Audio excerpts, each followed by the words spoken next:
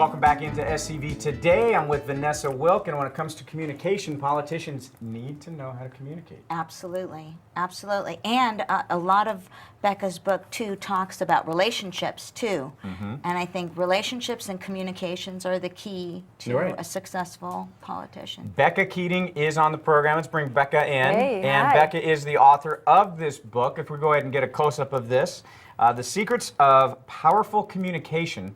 This was written from a, quite frankly, as I read it over the weekend, a personal perspective. And there's a lot of personal stories you shared about yourself and what's going on in your life, both when you were a child and as an adult. That's true, yes. Even though things were occurring to me when I was young, everybody has those things happen. But it's the reoccurring communication that I began to realize affects our life today. And so that bully within, or those voices that we hear over and over, you know, the narrative that we have, you know, if you say to yourself, well, that was stupid, or those things actually affect our behavior.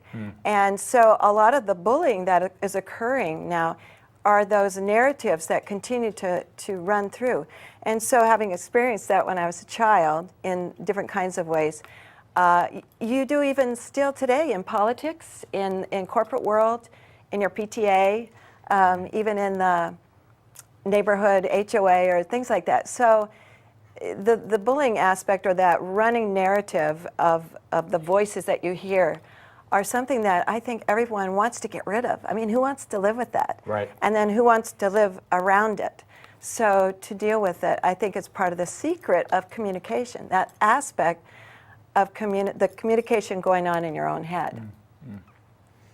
Now, you had a thing back when you were a child, and I want to just bring this up, if you don't mind. Oh, Because you yeah, talk about it sure. at the very beginning of the book, about how when you were a child, you and your mother were in a situation, and you had another adult who asked you a question. And your mother stepped in and said, oh, Becca's very shy, so let me answer that for you. And you later said, how would I have been different if my mother had let me answer the question?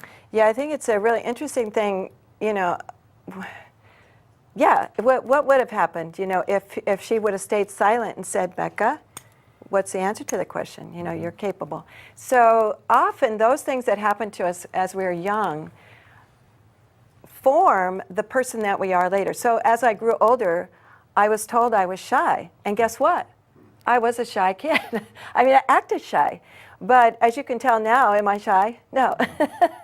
So even though I might be reserved, that influenced my identity. Do you think you were shy as a child, or do you think that's a good question? Yeah, or was it what your mother had said made you believe you were shy, and therefore your own self-perception? Yes, I think that's a debate. So what happens later in life is you look at those things, you begin to think about what you think about, or your perceptions of, am I really shy? Or am I shy because I was told I was shy? So another story might have been, my father always said, I'm good for nothing. Is that true? Is that accurate? Am I really good for nothing? Well, so you have to think about that and evaluate, is this accurate? Is this true? Or am I living out that behavior as a result of somebody saying that to me as a young person? So as we begin to communicate differently in our head, then it begins to change our behavior and become successful and whole and healthy, and that affects relationships. Yeah, I'm guilt-ridden as a mother, because I do that to my kids. I'll be like, oh, well, she, you know, answer questions for them, and I never thought of that. You're absolutely right. You do put that perception in their head. And So they might think, not only am I shy, or am I good for nothing? The good news, the secret of powerful communication, is investing those things that are great, like, what a good job, or boy, you are so smart. And to be able to infuse in those around us, whether we're, again, in the corporate world, you're very encouraging. You're a cheerleader. I love that about you. And to work with you is very fun. It makes it fun. Right. You know, like what I said, we're going to have fun today. Exactly. And so it's that infusing a different voice, you know, instead of the bullying voice, an encouraging voice that you can accomplish. You can reach your goal. Right. You can make it happen. You can become that politician that everyone wants. You know? I mentioned in the last segment we were teasing to come into this segment that it created a little bit of a debate in my household on Sunday. What I did is I asked my son, I said, was there anything that was ever said to you that made you think one way or the other, negative, positive? And he said, you know, I just always felt when growing up that I could accomplish whatever I wanted to accomplish. Perfect. And now he's in a very good school and is looking into a medical field and becoming a doctor. Great. So he's got that kind of thing, and it made me feel good. But it honestly, I'm not kidding you, Becca. It made me think, did I ever at one point say anything? And fortunately, he's 21. We have a good relationship. We can speak openly now. And you can communicate healthfully. And that's a good thing. But it made me think, did I ever do? I want to know. Yeah. I want to know if I ever did anything like that. And I think that's a good thing to do, is that checking. You know, in a relationship, you go, did I say that harshly? I'm so sorry. You know, or did I come across belittling? You know, because sometimes we don't realize the tone that we come across with, or the body language, like, right? Yeah, You know, sometimes you talk to your teenagers and you go, you have a bad attitude, and they go, no, I don't. Yeah. Well, and you actually Yeah, brought you that. do. You actually, that's a great point, because you brought something up in the book, because you had said that, you know, what if your son or daughter comes up and says, hey, Dad, guess what? I got an A in my test, and you're on the computer going, yeah, that's great. Okay, you said something positive. Yes. But it was the way you said it. Yes. Yeah. And that's a big thing. It is. So there are a lot of these different aspects of communication that we don't realize are so powerful. And the tone of which we talk, you know, it could be, you know, talking to that little baby and saying, your diapers are so cute, you know, or your diapers are so. But, or, you know, it might be, yeah, I love you, right? Yeah. You know, the rolling the eyes, the way that you are slouching, or, you know, I'm not talking to you, you know. Yeah. So a lot of things that we do or we don't do communicate a message. I mean, you can imagine like that situation. Maybe you come home from work and your wife said, so how was your day? And you go, yeah, it was okay.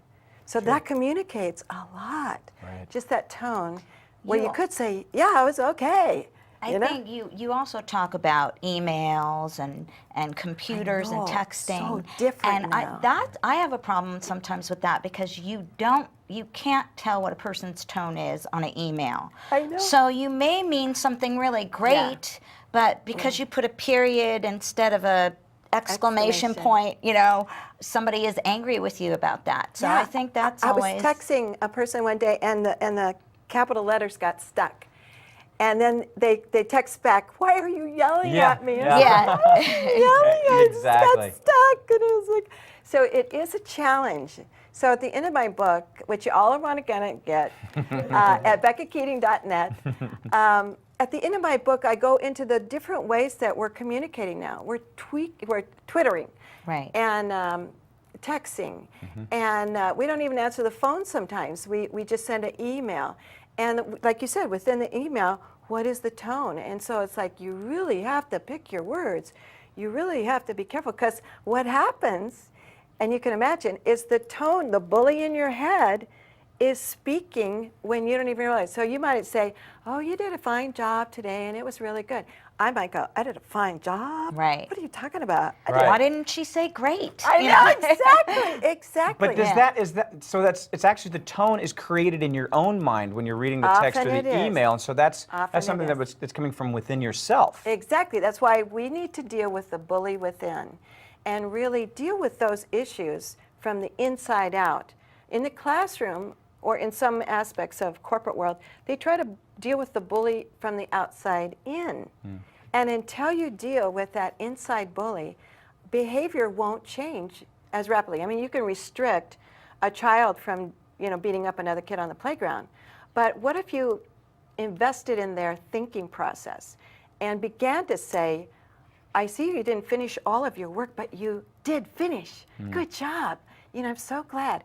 And begin to invest value in the different individuals in your sphere of influence. Now, you, throughout the book, and I'm glad you brought that up because this goes perfectly into what I wanted to talk about here, because throughout the book you are quoting the Bible, which as I was reading that, I was going, this is really good. This is why the Bible exists, because it's actually like a roadmap. It's a manual for how to live a good life. And you quoted Ephesians here, let no unwholesome word proceed from your mouth, but only such a word as is good for edification, according to the need of the moment, so that it will give grace to those who hear. And you go on to say, this may seem simplistic, but if we begin to think through all the things we could say that could edify, then the unwholesome words begin to disappear. This goes on to what you were just talking about yourself.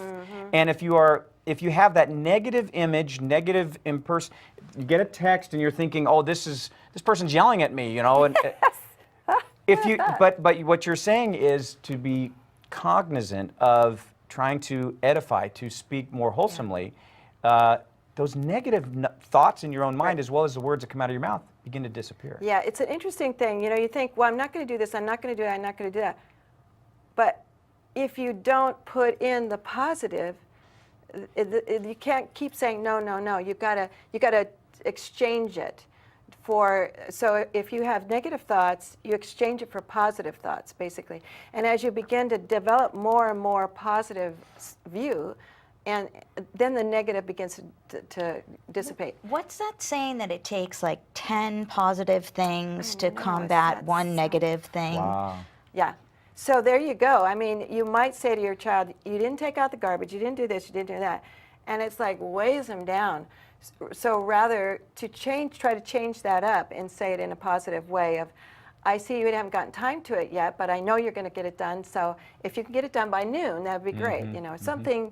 But I think the issue of edification is and also whatever's right, whatever's true, whatever worthy of praise, think on those things, because it's a thinking process that affects the behavior of our daily lives.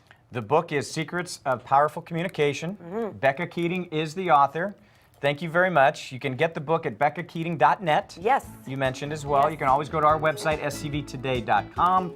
We will direct you to that. Becca, thank you again for being on the program. Thank you. And thank you very much for sharing a part of your day with us. We hope you have a good rest of your day.